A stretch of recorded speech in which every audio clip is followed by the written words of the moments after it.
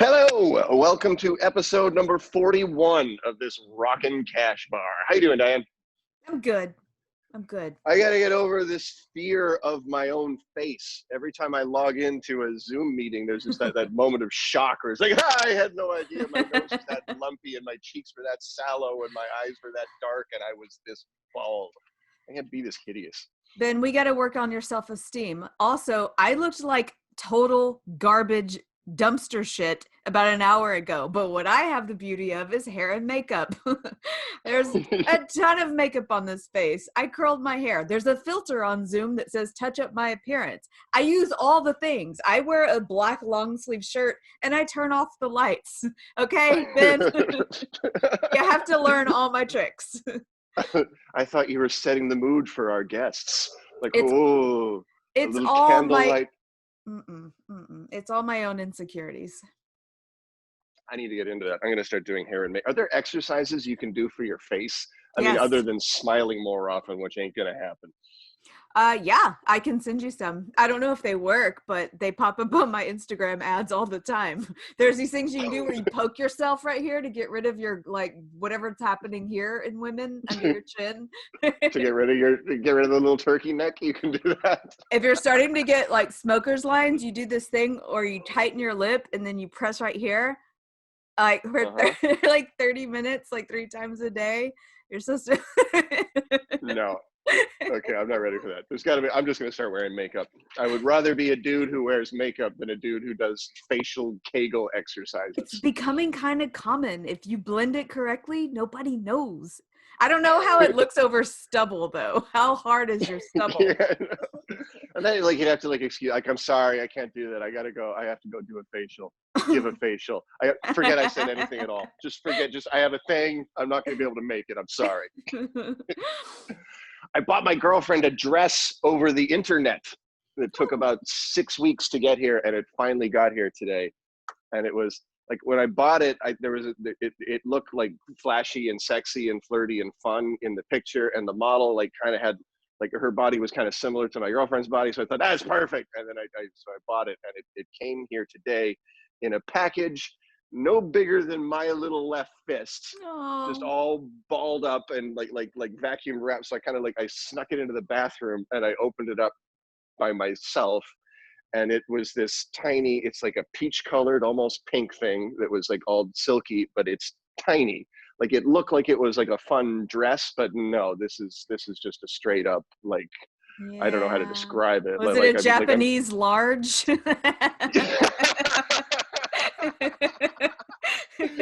Yes, it was. Uh-huh. But it just looked like some horrible dude's idea of what a woman might like to look like. Like it was just like some like noir writer in the 40s. Like, this is what a lady who spends all of her time draped over a grand piano or getting slapped around in a private detective's office would want to wear.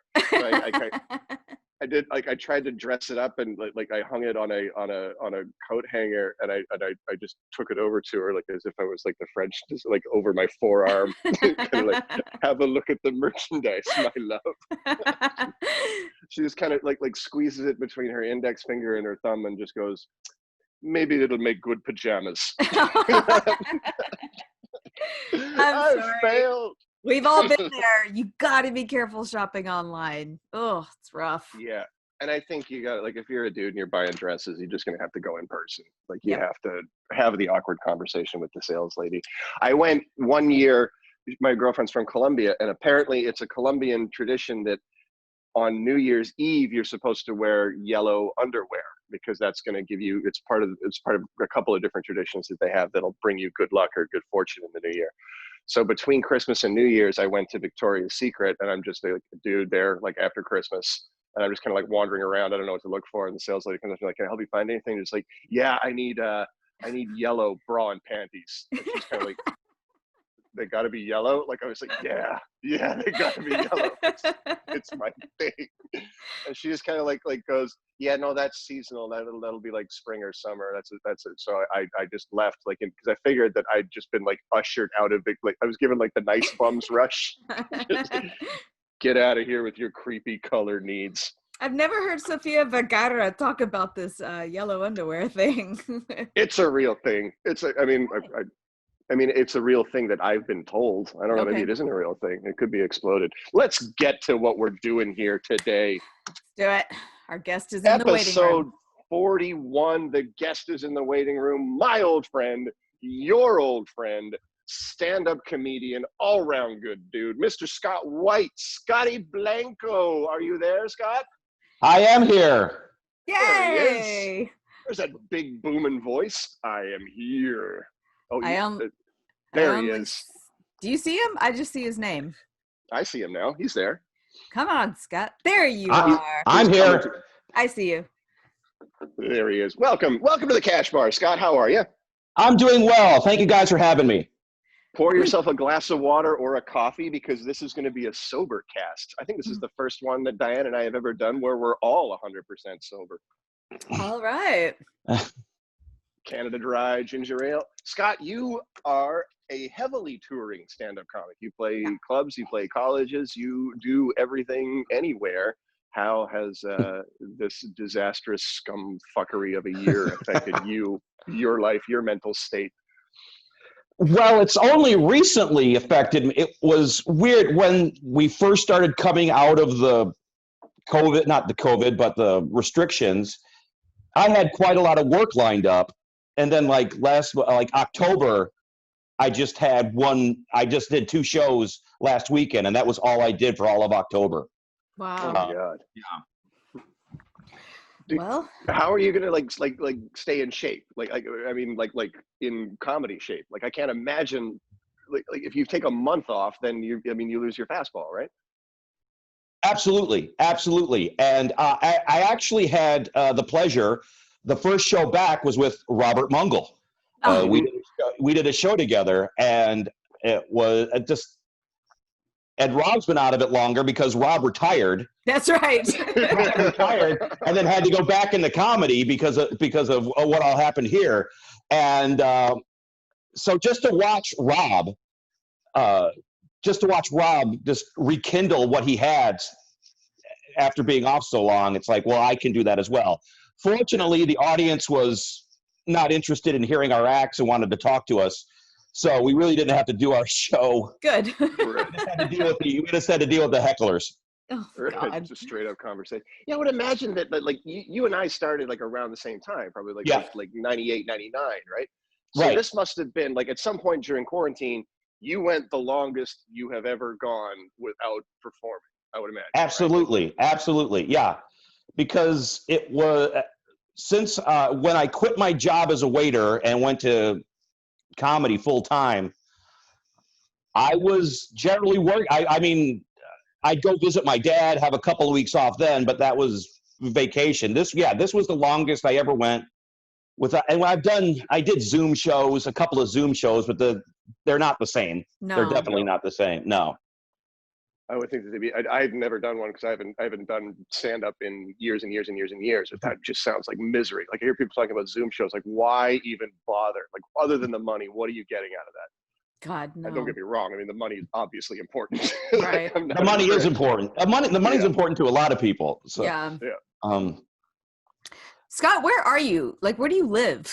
What's your address? Okay.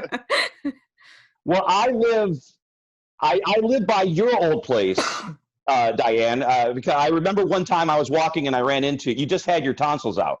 Oh God, yeah. And so I live right around here. Right now, I'm currently in Katy. I'm house sitting, so Okay. I'm in a house right now, which is not mine. So that's where I am now. Okay, nice.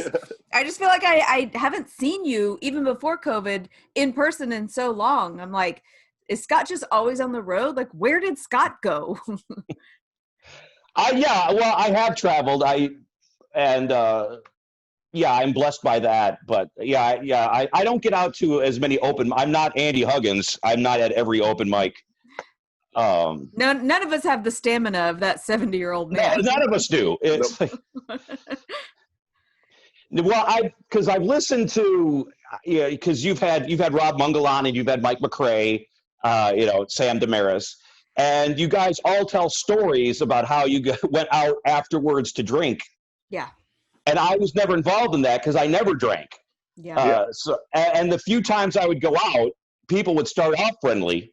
and then they get a few drinks in them and realize I wasn't drinking and turned into, what do you think, you're better than me? Right? We're all sweet people. Yeah. my We're friend also Craig got take your pants off. Yeah. my friend Craig got sober like I think it's almost 15 years ago now. And, Craig like, Bischoff? yeah. Yeah, He'll come yeah. out now that he's been sober for a while. He'll come out and he'll hang out till about 9 or 10 o'clock, and then he'll leave. And then like the next day, he'll call me up and just goes, "Yeah, you don't even understand how boring it gets when you're not drinking. It's like the conversation just gets so stupid. I'm fucking out of here." Yeah, I love Craig. He lives in Friendswood with me, and anytime it's a comic meetup, he's like, "I'll drive you." I'm like, "Yes." Safe taxi. We are gathered here today to talk about the Monkees. Yes, Scott? You've had a lot of cool shows. I'm taking all the. We got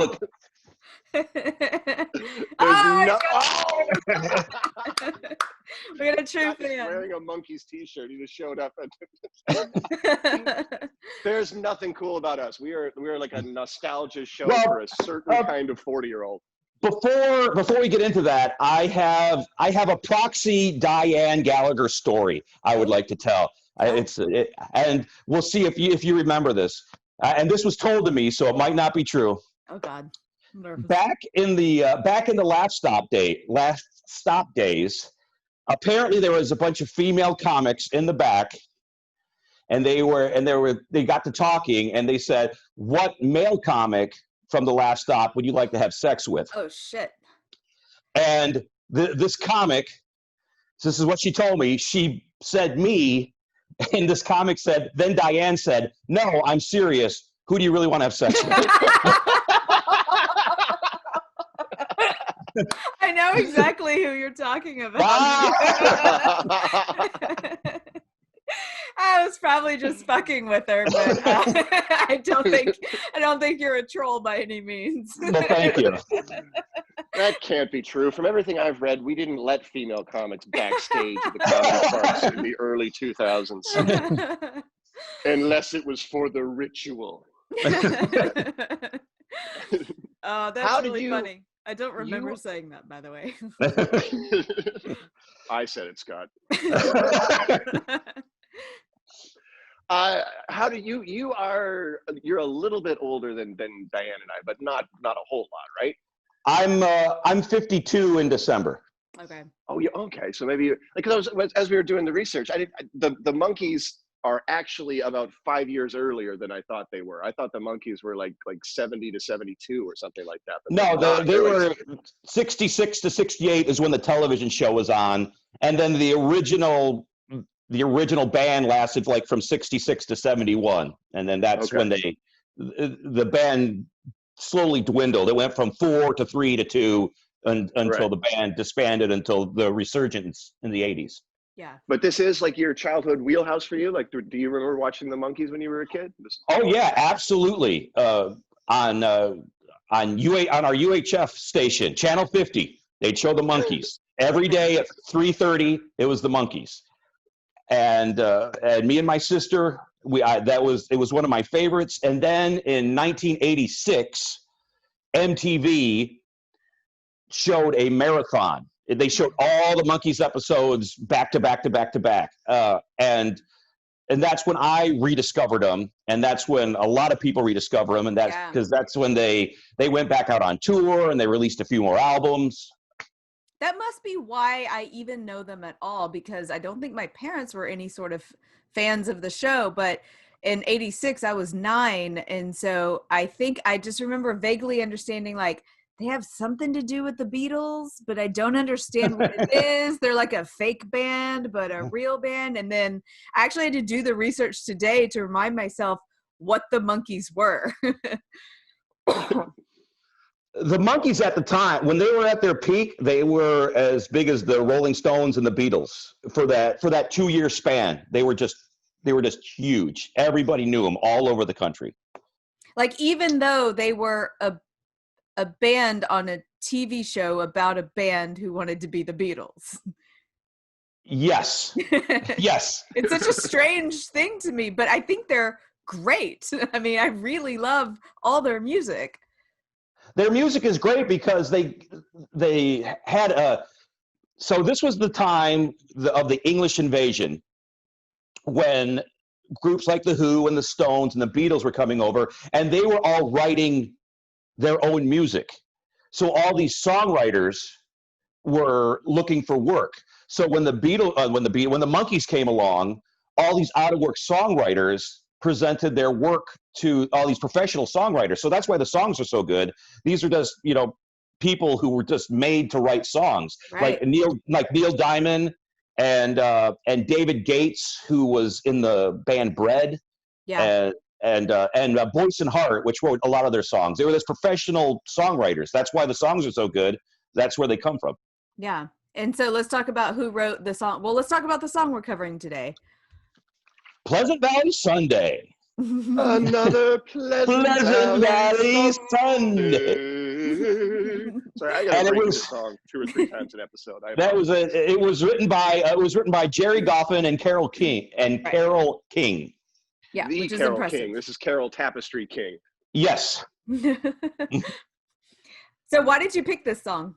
I picked this song for the reason is all 4 Monkees are on this track.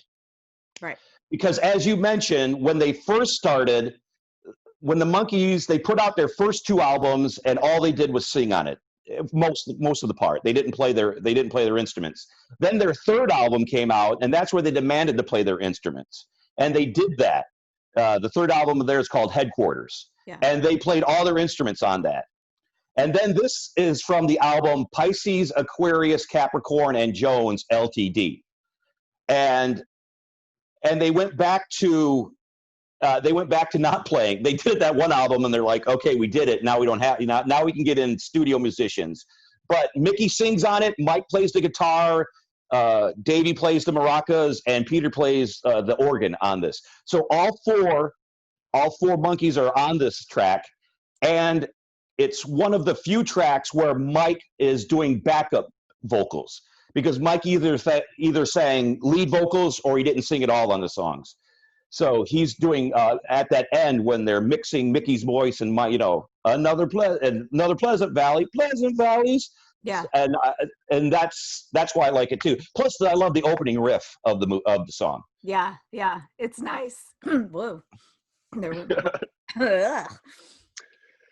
The local rock group down the street is trying hard to learn their song. Serenade the weekend squire who just came out to mow his lawn. So it's idyllic suburbia. Oh my gosh, it's Pleasantville. It's Am I the Friendswood. only one of the 3 of us who are from idyllic suburbia? No, I am. I grew up in I am. Yes, I am. That's where I grew up, suburbia. All the houses look the same. It was just like the song. Yeah. That's what I would like as I was reading the lyrics. Like, it's weird how obviously like your frame of reference and what you want changes. Like when I was a kid, I was listening to and even trying to write my own songs that were all about how idyllic suburbia is a terrible place to be, a horrible trap to get into. And now I read this song that's it's doing the same thing. I'm just like, yeah, but it's so nice. Don't we all want to go back there? I want to go back to the We want to go back there now. Can I interject one story before we go on with this? Yeah. So my path through childhood started, my parents were teenagers when they had me, had to drop out of high school. And so I went from living in a trailer off like Gulf Bank in 45, moved up to an apartment near Greenspoint, and then landed in 3rd grade in about like a lower middle income suburban neighborhood with very, very culturally diverse, lower middle class suburban neighborhood. And fast forward to now, I live in Friendswood, which is very much Pleasant Valley. It's like, it used to get voted the safest like city in the world, like in America. And then it just got named, the Friendswood School District is #1 in the whole Houston area, beating out a lot of Katy schools.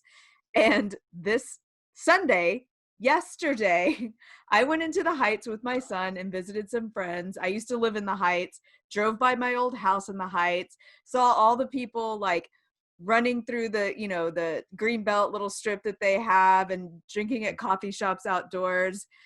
And then I drove back to beautiful Friendswood bawling my eyes out in the car because I wanted to go back to the fucking city. I hate it out here. And sorry, I'm hormonal and I'm texting Corbin, who's in California right now, and I'm just like, take this with a grain of salt, but I fucking hate my life. I want to go back to the city. I don't want to be here anymore. And all it takes is a quick like little trip down HAR and looking how expensive houses are in the city and what you get, like a sliver of grass per yard. And I was like, yeah, fine, we'll fucking stay where we are. So I had a meltdown about Pleasant Valley, but let's keep going. That can happen. You're not alone. Let's all sing it together. Another Pleasant Valley Sunday. I love the line, the weekend squire comes out to mow his lawn. So that means he's just beaten down at work all week. And he comes home and he's just, I'm the king of my castle for these 2 days, and I'm just gonna reign over my house, reign over my yard. So. There's something therapeutic about maintaining your lawn. Corbin loves mowing. Yes, I've never had my own lawn. I probably would if it were mine, like tending to your own little patch of grass. I can see that. I've just never done it. Now it just seems like a pain. It's a whole ritual. Like you get your cold beer, you put the music in your headphones. You don't have to hear your wife nagging about you wanting to move back to the fucking city or your kid. It's like his meditation, I think. It takes him a good 9 or 10 hours on a Saturday to get the whole thing done. It's got to be perfect, Diane. We're mowing it again. Or he mows it at different levels. Like he starts at level 3, level 2, level 1. You can't do it all at once. All right. Charcoal burning everywhere, rows of houses that are all the same, and no one seems to care. So yeah, this is definitely kids. Yeah. That sounds a little more that was my neighborhood growing up. It was our neighbor built a second story on their house, and people were, it's different. It's not the same as all that. I can't remember just how people were just gawking at that, and they were just adding adding to their house. It was. Yeah. You think you're fancy because you got stairs, don't you? Stairs.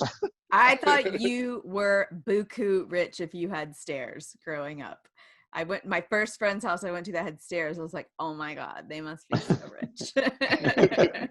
I was talking to a lady at a party a couple of years ago who just, apropos of nothing, just dropped into the conversation, like, it's like so casual. There's no way I'll be able to recreate how casually she did it. But she was talking about how she had to get her elevator serviced, like in her house. Wow. She was like, sorry, I'm late. I had to get my elevator serviced. And you're just like, just meant to like how the only way to react to that is with a spit take and some just like great big over the top. And just like, no, you just got to roll with it. There's no way. That's what she wants. Don't give her what she wants. Don't give her what she wants. So she wasn't like in a wheelchair. She can't do the like. No. Okay. No. Yeah. It was just one of very those wheelchairs. If I took, yeah, it's like the grandma wheelchair. What movie was that from? It was like a horror movie or something where Gremlins. Was it Gremlins? Yes. Yeah, grandma dies on it in Gremlins. That's right. Oh, she shoots out the window. Yes. Yes. Yeah. No, this was not a gremlin situation. This is just this lady wanted to make sure that everybody there, if we took nothing away from this party, we had to take away that she had an elevator and it needed to be serviced. Like it wasn't just an elevator, it was an antique elevator, I guess. I don't know. I'm getting bogged down. I apologize. Well, Scott, it's sort of like a comic that's at an open mic. I need to go over some new material. I'm headlining next week, and yeah. Yeah, I'm headlining next week, and I'm not ready for it. I need 15 extra minutes. This has to work. Serve her a shot called. This one's called "Go Fuck Yourself." This one's called "Shut the Hell Up." This one's called "I Don't Own a Damn Thing in This World." See Mrs. Gray, she's proud today because her roses are in bloom. I do love roses. I do like that. I do. When do roses bloom? Anybody know? The spring. In the spring? I would maybe. Guess the spring, I think there's different types, different hybrids. They probably grow at different times a year. I'm slowly learning about plants. Can't you? You could probably just like pop your head over your neighbor's fence and find out. Like, when do roses bloom? Well, there's plenty of schools of thought on that one. Just Mr. Green, he's so serene. He's got a TV in every room, which I imagine would be scandalously wealthy in 1967. A TV in every room.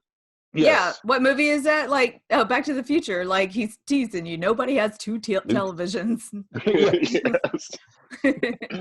Nobody has two black and white televisions. Yeah, seriously. I like it when you see somebody with like their old like box TV just kind of like sitting out there waiting for the garbage man to come pick it up, and it really looks like an antique now. Like it's most amazing. Like flat screen TVs are not that old, but anytime I see like a big like tube TV, I'm just like, is that the one you watched the Lincoln Douglas debates on? I remember watching that TV when we heard the tragic news about Billy the Kid. Another pleasant Valley Sunday. Here in status symbol land. So they're pulling out the teenage screw you dad, the hits here. Status symbol land. No, we just want to have a nice house with a yard for the dog for you to play in. We did this for you bastard. Yeah, whiny little shit. Now take for granted the Monkees who are selling this, they're recording this song, they're all in their early to mid 20s. And literally a year ago, they were totally unknowns, and now they're living in mansions, singing about how people shouldn't live in suburbia. You should feel bad about it somehow. Yes. Yeah, I'm sure we'll get to it. Like, let's go through the lyrics and then we'll get around to it. But yeah, there's a great story when they're having their fight with their manager, and he shows up with a $250,000 check for each of them. Like for one each of for them. each. Yeah, it's like their first big payday, and is it like we'll get to it. I'm sorry. That's it. All right, let's go to commercial. That's a teaser. Come back after the break. Creature comfort goals. They only numb my soul and make it hard for me to see. Hold on. You missed mothers complain about how hard life is. Oh, that is important. Yeah, mothers complain about how hard life is, and the kids just don't understand, and they don't. Mom, Dianne, how hard is it out there? This mother's a little different than the mothers they're probably talking about, but yeah, kids are fucking hard to deal with. Mother's little helper is a thing. I said I'm not drinking this month because I have a prescription for Valium now. I mean, you do what you have to do to survive, and kids don't understand while they're emotionally and physically draining and annoying. You love the shit out of them, but you just end up shaking at one point because you're tired. I'm not drinking. I'm switching to pills. What? It's November 2020. I shouldn't have to explain it any further. I think Corbin's going to get another phone call tonight. We're good. All right, go ahead. Creature comfort goals, they only numb my soul and make it hard for me to see. And that's my favorite young person complaint. Like whenever I hear a kid say something like it's soul crushing or it hurts my soul or all that stuff, you're just like, that'll go away. God. It does not last forever. You'll be worried about something else. It may take a decade. No, it's so rough, man. Like kids, their brains still aren't, and you can't explain this to a teenager, but their brains literally aren't fully formed yet. And they take things so seriously. Like, I was listening to a podcast, it's Stephanie Whittle's podcast, about the suicide epidemic and how hard it hits like teenagers when it gets like, where they're doing copycat suicides, where the smallest thing throws them into like, well, that's an option. And you're just like, fuck, what do you do with these teenagers? Like, you don't wait till you're 50. Or 52. 52. All right, that's a dark segue. Let's keep going. My thoughts all seem to stray to places far away. I need a change of scenery. Ta ta ta. Which I guess makes sense. Like it doesn't matter how idyllic or how perfect the home that your parents have made for you is, you are going to want to get away from it. Mm-hmm. It's only natural. Sad, but natural. Yeah, I mean it's natural. Yeah, you're at that point where you're like, I gotta ramble, mom and dad. I gotta go figure out who I am in college. If I'm a Republican, I'm going to turn liberal most likely. Yeah. I gotta spread my wings and fly. It's time to. I'm gonna read some tarot cards. I'm gonna take some improv classes. I gotta find out who I really am. Probably gonna have a sexual identity crisis. It's coming. It's coming. It's coming, and you're all gonna pay for it for me. Yes, you're paying for it all. Yeah. You're not invited, but your credit. You're not invited, but slip the check under the door. Mom, the gas card says decline. God, I did not have that. Woof. But now you're going to provide it. Ooh. No, I won't. I mean, I won't. No? Charlie is not going to know that we will probably have enough money for his college until he starts school. I'm going to make him think he has to earn a scholarship. Yeah, that's I'm going to definitely- make him think we can't do it. So I'm going to make him I think earn that's it. the way to go. Of I course always we're like. gonna I'm pay not a. for it. Yeah. I always feel bad because I know that my friends who are parents are looking forward to it, but I always kind of giggle a little bit to myself when they're like counting like, oh, 3 more years, he's going to be 18. But I'm always thinking to myself, like, I caused my parents so much more trouble emotionally and financially between like 18 and 25. Well, here's what I have most of my friends are married with kids, and like you said, they love their kids, but when their kids aren't around, they talk so much shit So much shit. about their kids. They say stuff like, God, I hope he finds a nice woman because he's dumb as a hammer. Yep. I keep saying, or they're worried that they'll find somebody that'll take advantage that he's dumb as a hammer. yeah, So there's a lot of fear. I give up. I don't think I can teach Charlie to tie his shoes or ride a bike. His wife's gonna have to teach him. I can't get it done. It's fine.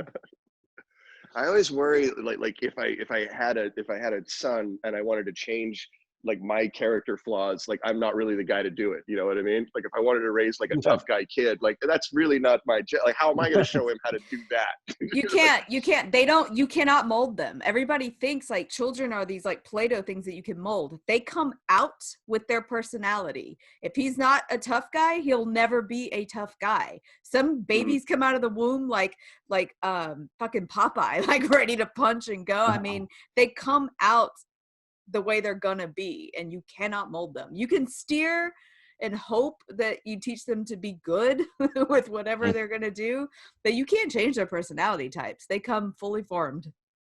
It's weird. Ooh, that's even scarier. I gotta can you send them back? I know. I don't like the way this one's shaking. It's rattled. We got it mixed up. I read somewhere, I forget what state it was in, but they don't do it anymore. And it sounds like it wasn't true, but it was like if you were a parent and you wanted to drop your child off because you could do this at this certain place, and the age went up to 11. Whoa. And you could literally drop off an 11-year-old somewhere. Like do they have a playground? Is it a babysitter? Like what is that? No, it was like bye-bye. I don't want this child anymore. Oh, They're forever. Forever. Oh. Forever. Oh wow. Yes. Can they raise that up to like 42? Because there's a fire station not far from my house, and it looks like it was a fire station. I couldn't believe it when I heard that. And then I think they're like, no, we can't do this anymore. This is just horrible. So I'm guessing this place was like a hub, and then they ship them off to different foster families. Or Yes, that's what it was. Yeah. Well, I'm going to tell Charlie that exists, so he better watch his ass. It was the equivalent to a Goodwill drop-off box. Oh my God. Holy shit. That would be the way you just have like this is the box we're gonna drop you off in. Just put your child in. Yeah, I'm like, oh, here's your sandwich. I forgot. Yes. And better smarten up, or I'm gonna put you in that leather trunk. I'm gonna mail you to somebody who gives a damn. One of the fun things about researching this song was this probably is also in Scott's wheelhouse, but do you remember the Ben Stiller show? The old Ben Stiller show on, I think, on MTV? Did you ever see the grungy sketch? It was a takeoff of the Monkees, but it was called because it was like It came out in like 1992, so peak Pearl Jam, peak Nirvana, peak grunge. But it's called The Grungies. It's a takeoff of the old Monkees show, and it's just Ben Stiller and Bob Odenkirk and I think Andy Dick. Oh, yes. Just dressed up like their Soundgarden. And Mickey Dolenz is in the sketch, and he plays their manager in that sketch. That's awesome. Yeah. I'm gonna have to go watch that. Dolenz pops up in it, and I think Nezmuth is also in it as well. Like they have a couple of Monkees, but it's just like it's classic like Seattle 1992. Like they're all sharing the same Murphy bed in the opener, and as the alarm clock goes off, the bed just starts ramming them all four of them against the wall. And then it cuts to young Ben Stiller, and you forget how cute Ben Stiller was when he was a kid. So but he's just kind of blinking with his big blue eyes, just like, oh, I hate waking up in the morning. Good fun stuff. Did you know that Dolenz almost got the part of the Fonz on Happy Days? No. Can you imagine? Yes. Can you imagine that? Can you imagine not having Henry Winkler in our lives? I don't even want to imagine that. That would change everything. When was Happy Days? Was early 70s, so I guess it was 70. I think it was 74 to 82 or somewhere around then. So it was mostly the 70s. Yeah. Good Lord. Yeah. So yeah, that would.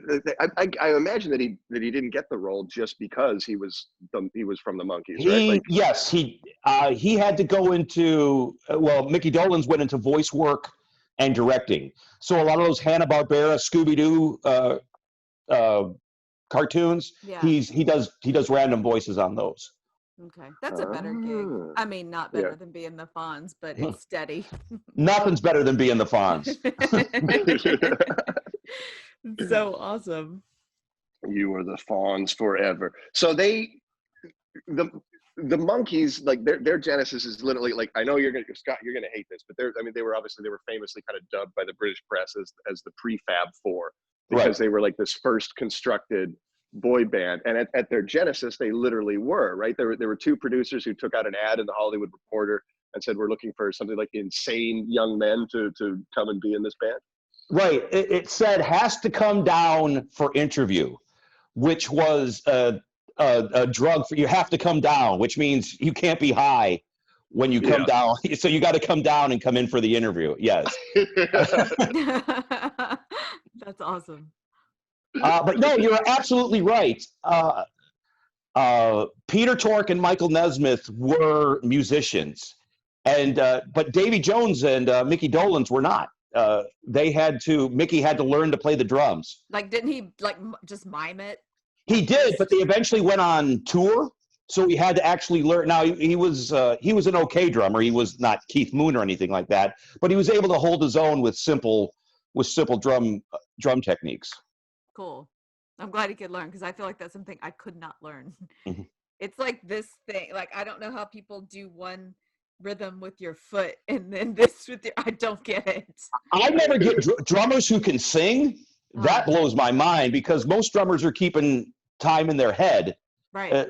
Because I've actually seen drummers mouth the time. But so if you're drumming and singing, that's really impressive. Yeah, I was asking Corbin. I was like, how many like lead guitarists also sing? Like, I don't know them off the top of my head, but someone who's playing lead and can do solos, but is also the lead singer. Is that a thing? Kurt Cobain did it. Noel Gallagher was forced to do it after he and Liam finally had their last hullabaloo. I'm trying to think of who else. I'm sure there's got to be people off the top of my head that were totally. Yeah, yell it loud enough if you're listening. We'll eventually hear it. Yeah, I don't know if you guys do this, but when you're pretending like at home in front of your mirror and singing these songs, like you play basically all the instruments and you sing. Like, I am singing the song and then I break down the solo and then I'm doing the drum fill. Like, I do all the parts. Oh, Frampton, of course. I mean, there's plenty of guys that we've done episodes about. That's true. It can be done, just not by you or me. I just think that's super talented. So they're literally made for TV, and obviously they picked four of the cutest guys they could find, and then like the TV show goes into production, or like, do you know were they like teaching them to play instruments, or were they teaching them to be TV stars? Both. They were teaching them both. When the Monkees first started, what they would do is they would shoot the television show 14 hours a day or however it was, from 6 to 8, 6 in the morning to 8 at night. Then they'd grab a bite to eat. Then they would go to the recording studio, and then they would record the vocals.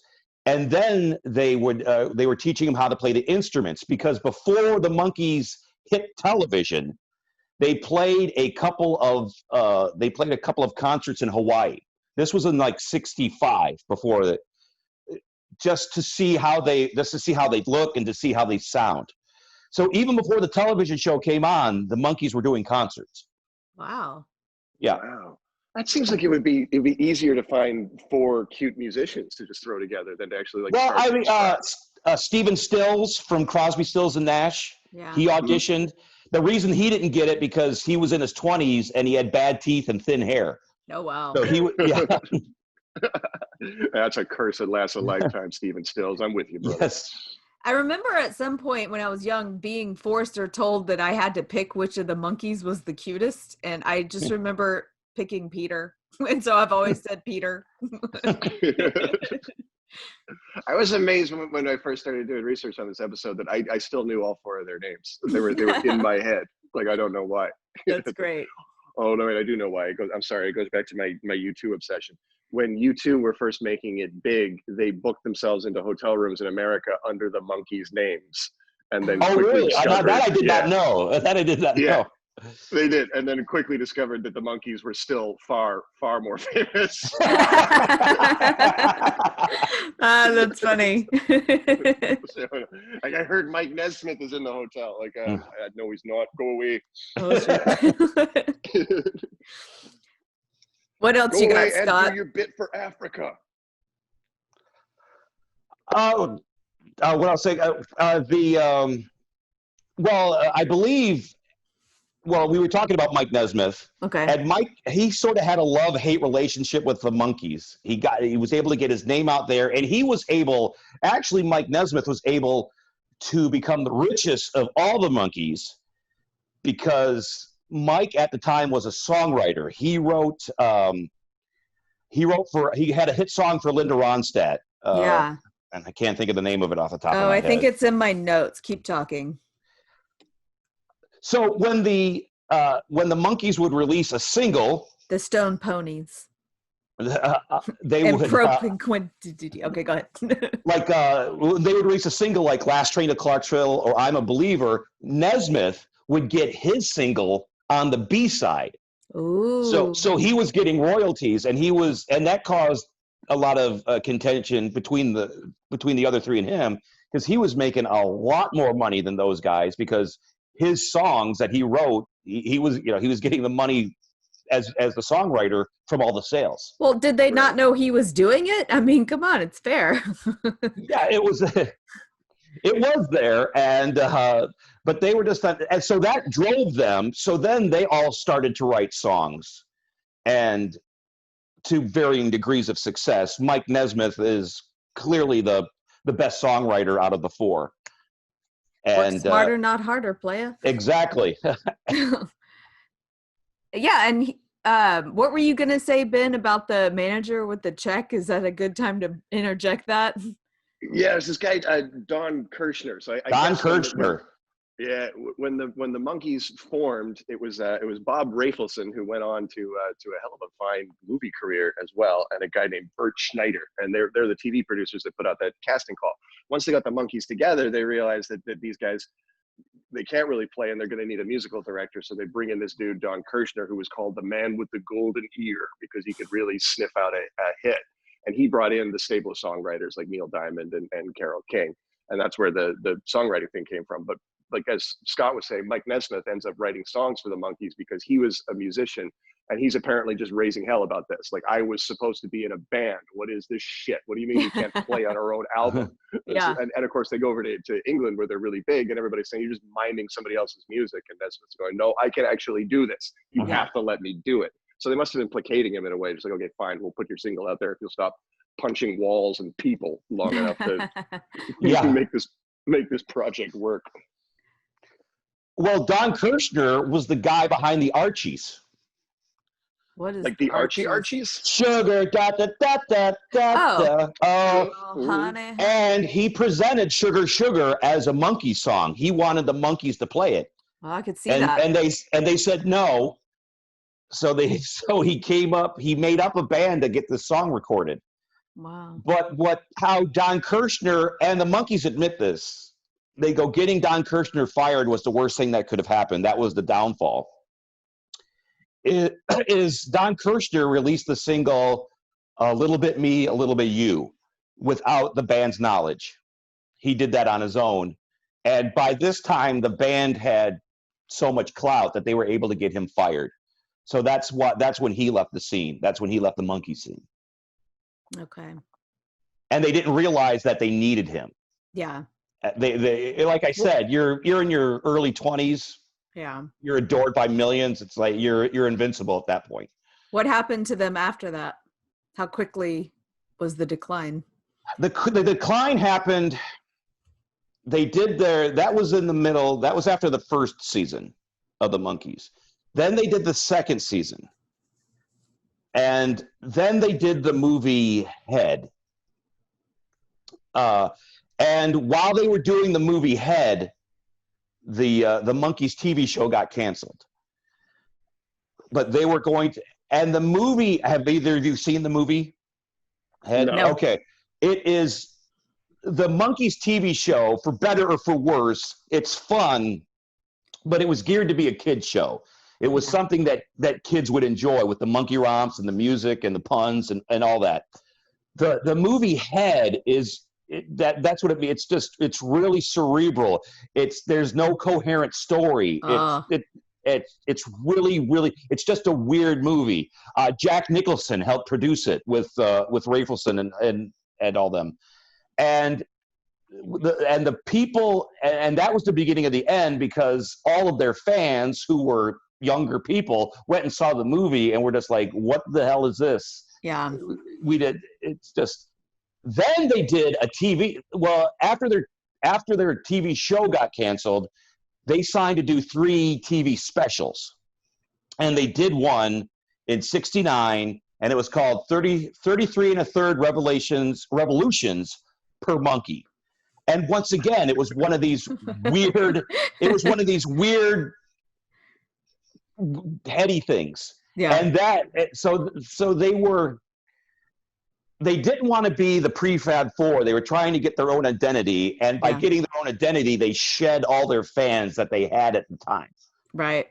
So, but they're still also like even trying to get their own identity. They're still like aping the arc of the Beatles, because the Beatles show up with their like kind of like the mop top haircuts and the suits and everything like that. But then the 60s psychedelia takes over, and they stop being that big. They turn into that cultural monolith. Like the Monkees are trying to do the same. Like we've been presented as these TV boys, but now we want to show you what we really are, man.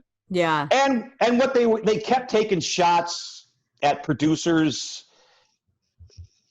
and they were getting tired of that as well. Taking shots at, you say we're not a real band, but we are a real band. It wasn't our fault. It was these guys. They made us do this, and so it was a lot of inner workings that caused. If they would have just relaxed and just let studio musicians play their music, and they probably would have gone on like 3, 4, 5, more years. Yeah, they probably would have been rich enough that they didn't have to guest star on the Ben Stiller show 30 years later. No. Yeah. But they did make that, bit of the comeback in the 80s. And yes. They were on Scooby-Doo. And I love Corbin says he always thinks of the Monkees of when they were on the sorry, I just say Marsha on the Brady Bunch. Yeah. He says he always just thinks of the Monkees in that episode where Marsha's trying to get them to play her junior prom. He's like in love with them. That's right. And she goes to the studio to meet them, but then they realize, oh no, they tape a week in advance. He's not going to be here till next week. And I've never seen an episode of The Brady Bunch or Gilligan's Island. What? Something else Was that a non-Canadian thing? Or just a non-Canadian when you live out in the middle of nowhere sort of thing. Like I'm sure it's there, like if you're in a city, but when you're out in nowhere, it's just a gaping hole. Did you watch Red Green growing up? I love the Red Green Show. Red Green Show. What is that? That's Canadian royalty. Oh man, it's hard to describe. It is a variety show, but it's just like Red Green is basically like the groundskeeper of this like fishing lodge, and it's just he just like gives monologues and interacts with the characters there, and it's just hilarious in a very, very dry, understated, nice guy sort of way. Like he'll crack like dirty dad jokes that feels the person because everything around it is so nice. He kind of does like the Tim the Toolman Taylor thing where there's always a segment where he's going to show you how a handyman's secret weapon is duct tape, and then he just fucks up some project in a horrible way. Nice. But it's great. It's really a lot of fun. You could get stuck in a YouTube hole watching Red Green. Yeah, definitely. I might do that. Weird fun fact, I'm sure Scott knows. I don't know if Ben, you came across this, but they said it sounds like an urban legend, but Mike Nezmuth's mother invented liquid paper. Really? That's right. She invented whiteout. Yeah. She got the idea when she was a secretary, making small bottles of water-based paint that she called Mistake Out, and gave it to other typists. She sold her company to Gillette in 1979 for $47 million. Whoa! Isn't that crazy? So Mike inherited that money when she died, and he used that money to create his own production company called Pacific Arts. And while doing that, he created the video album, which was the precursor to MTV. A lot of people give Mike Nezmuth the credit for inventing MTV. Whoa. because he had a show on Nickelodeon where Charles Flesher, the voice of Roger Rabbit. Okay. It was sort of pre-MTV where they had these comedians introducing these music videos. And then Mike went on to produce a video album called Elephant Parts. And it's just a combination of comedy sketches and music videos. And they had to invent a category of Grammys. They invented the Video Grammy Award because it was the only one out there. So they invented a category of Grammys for this work that he did. Whoa. Holy crap. Yeah. All because people were making mistakes when they're typing. It led all the way to MTV. And that might be why Mike was a bit more boisterous than the others. It's like, I got this to fall back on. You know, you go ahead and fire me. I'll be fine in a few years. I'll be fine. That's really funny. Now, just to let a little known fact, Mike Nezmuth and Peter Tork did not like each other. Ever? Basically, no. They were not. They didn't hate each other, but they just didn't like each other, and they just basically put up with each other whenever they had to work together. But they were just colleagues. They were just colleagues, exactly. Yeah. I can tolerate you for a few $1 million. Yeah. Yes. Seriously. Well, that's all the research I had. Scott, you are very, very good at the Monkees. Yes. I don't monkey around. Hey.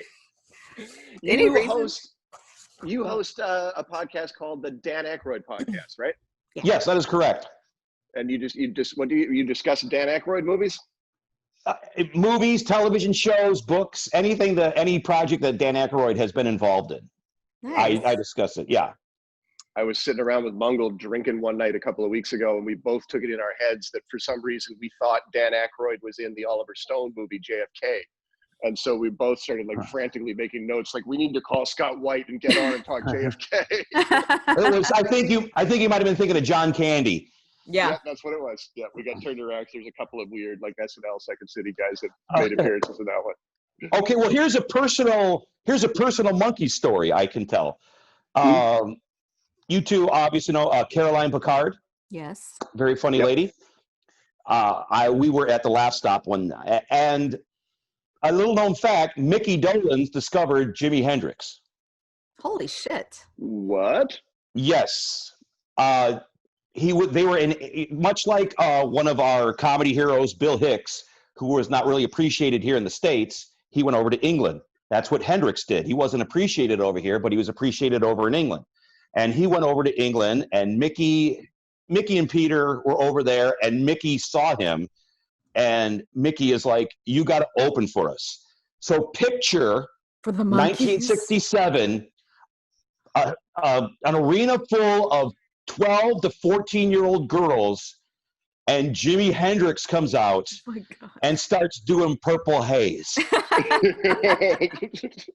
And that's exactly what happened. And Jimi Hendrix got booed off the stage. No. Oh God. Yes, Oh because my he opened for the God. Monkees. But anyway, I told Carolyn Bacard that Jimi Hendrix opened for the Monkees, and she's like, "Fuck you! That never happened. Fuck you!" She does not like facts. No, well, she did concede because the next time I saw her, she's like, "Okay, I looked it up. It happened."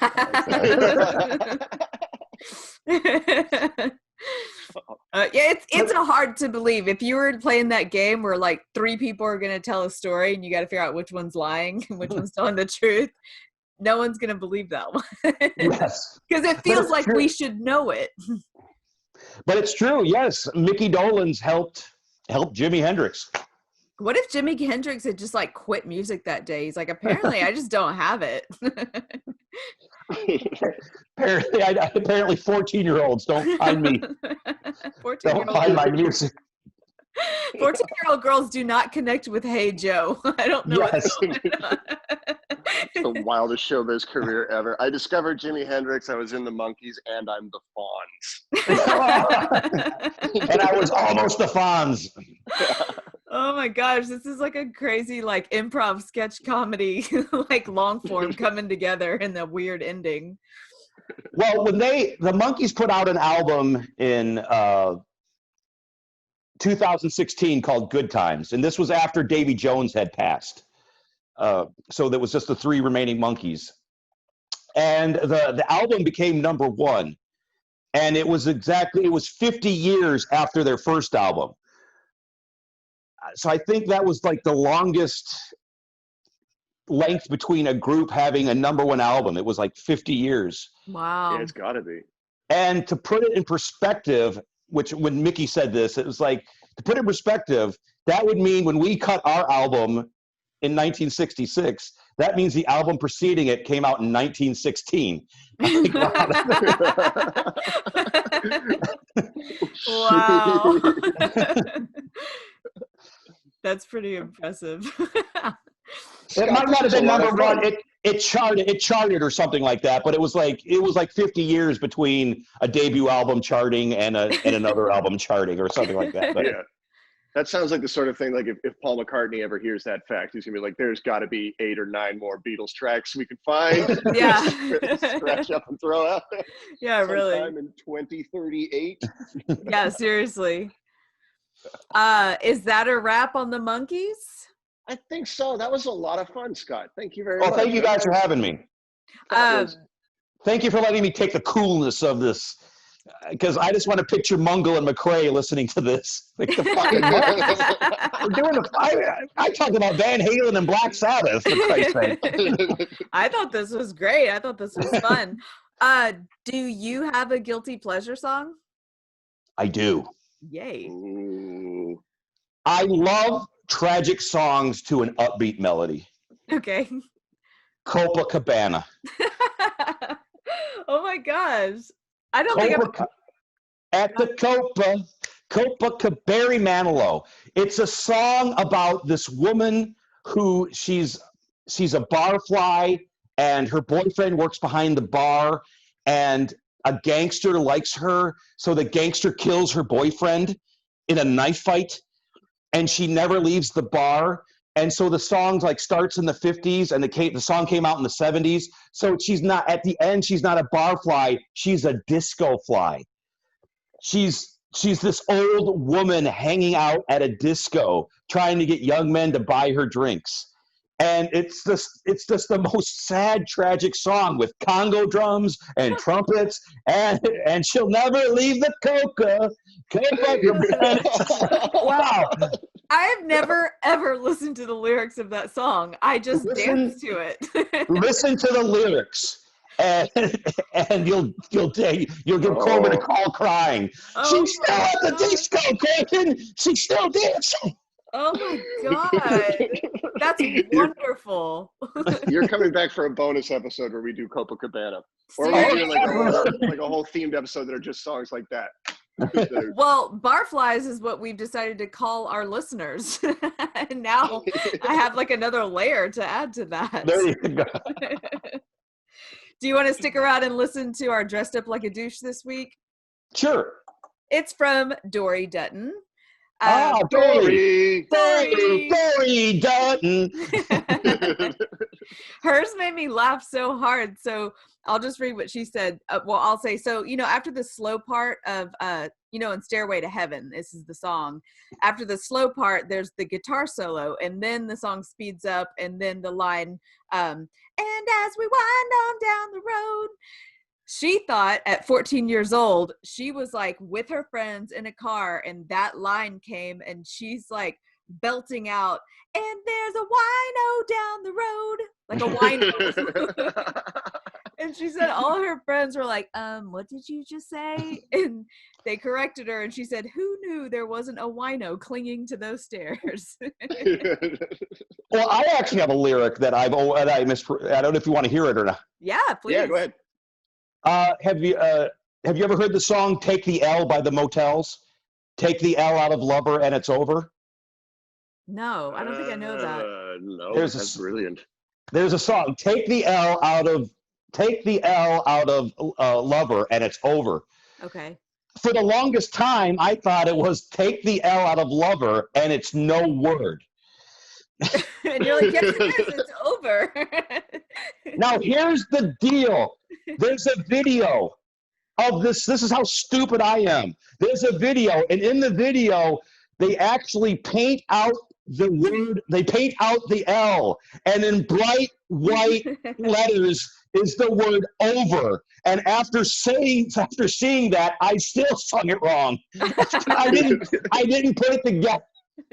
That's how deeply misheard song lyrics like get in your brain. You can't hear it any other way than you hear it. But it's called the Motels. Take the L.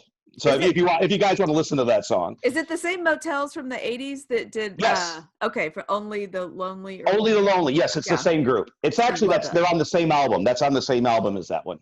I loved that song when I was little. My aunt had the little 45 of Only the Lonely, and I would play it over and over. I think it's such a great song. Well, Scott, dude, this was an awesome episode. Thank you so much. Thank you guys for having me. I appreciate it. Fantastic. Thanks a lot. Thank you. We're going to see you later, buddy. Bye-bye. Bye. See you soon. And okay. That was fun. That really was way more laughs than I thought it was gonna have. Oh shit, I meant to do this before actually we'll figure out where we're gonna do this. We have a new segment, and I think we talked about it on the Jeremy Essig episode, but we're gonna start doing this on every episode, and it is 6 Degrees of Tommy Stinson by comedian Jeremy Essig. So I'm going to insert it right here.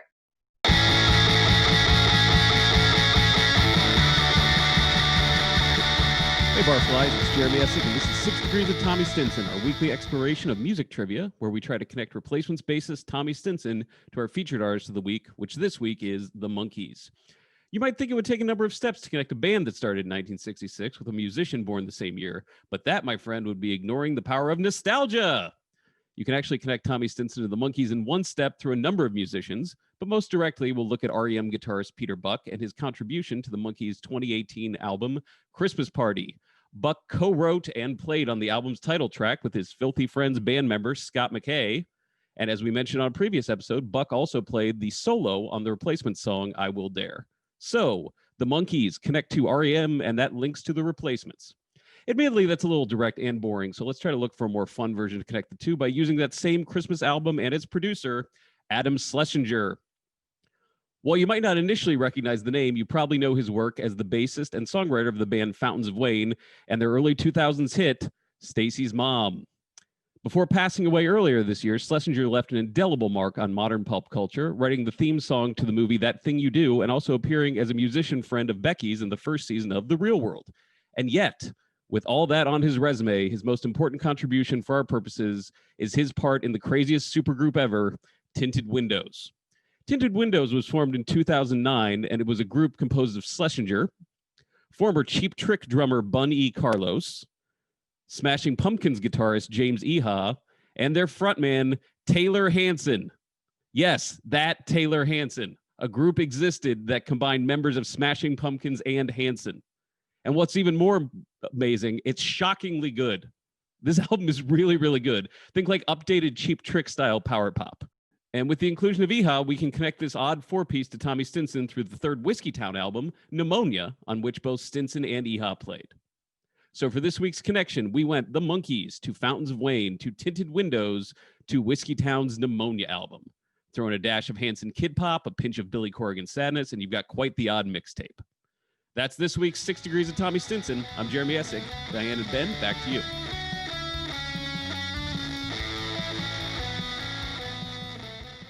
All right, that was 6 Degrees of Tommy Stinson from comedian Jeremy Essig. I haven't heard it, but I bet it was awesome. Thank you, Jeremy. Thank Love that you, guy. Jeremy. That was, this is going to be a really exciting segment to have because We need to get Sara to record. Thank you, Jeremy. That's a good idea, especially if we start running out of guilty pleasure songs and she's like, hey, I want my voice in your podcast. Oh, shit. I'm a bad host. I forgot to ask Scott where the listeners can see or hear more from him. But pandemic, like he said, has kind of fucked up his comedy touring right now. We promoted the Dan Aykroyd podcast. There we go. Some promotion out there. There we go. All right. Well, I am so excited about next week because we are finally doing a Morrissey episode. Yes. Next week, comedian and friend J.R. Brow will be joining us to talk about Morrissey and the Smiths. So we kind of mixed up. The Patreon members are voting now, and it's not just the Smiths or Morrissey solo. So right now they are voting on Hairdresser on Fire, which is Morrissey solo, Meat is Murder by the Smiths, and Girlfriend in a Coma by the Smiths. Both, I don't know if a lot of people know what Hairdresser on Fire is about. I heard one theory that I was like, oh shit, do I want to talk about that on this podcast? We'll see what happens. Meat is Murder. Kind of know where that's going to go.